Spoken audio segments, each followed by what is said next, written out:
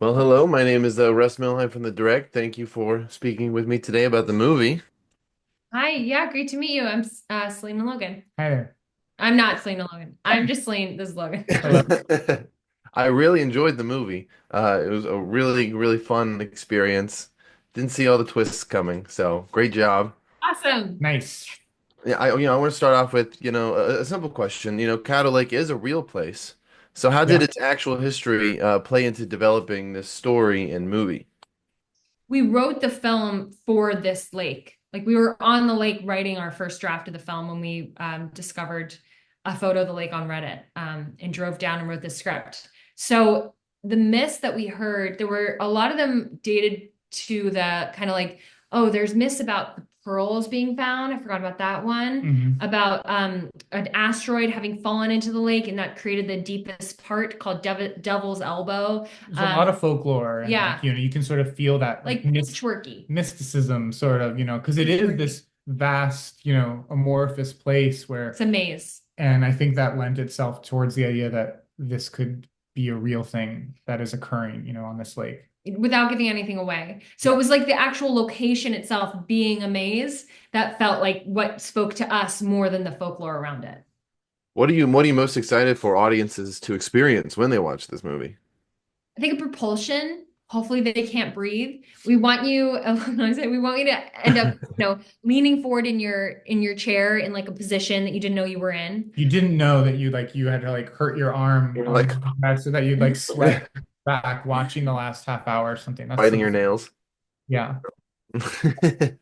What were some of the biggest inspirations you guys used? Like maybe other movies or stories that you kind of pulled from when crafting this narrative?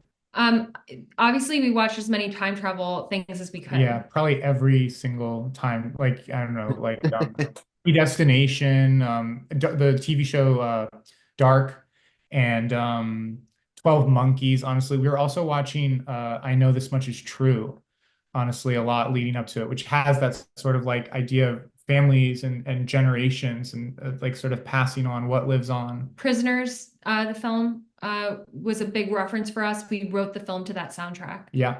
So obviously Okay. this is a mind-blowing film. Can you break down how you guys kept track of the twisting plot throughout and what little seeds you wanted to make sure were planted, in plain sight that maybe people just didn't notice and were like, "Oh shit." Yeah. Yeah, a lot of little tiny pieces. Like the alligator and the rope, they get cut at this kind of diagonal angle. So is the stick that is what Anna gets hurt on. It's cut at that same diagonal angle, and that's how she got hurt because the trees are littered with these, and the pipe. When Paris first steps into the crossing, the pipe is also cut with this diagonal angle. So that's kind of littered throughout the film. Well, I mean, we did want to be sure that these were small, small, subtle things because it's such an important reveal that the idea of tipping your hat too early was like not worth it, in so many respects. So we really tried to keep that card as close to the chest as possible. And it comes up against the reality of having to, engage an audience, with the marketing of the film and sort of like, what is exactly happening on this lake. But for us, that was like one of the most important things because sort of once you hit that marker in the film, we feel like you're kind of off to the races. Yeah. Was it always a tragic ending for Paris? Was there ever any version where maybe things worked out in some weird way for him?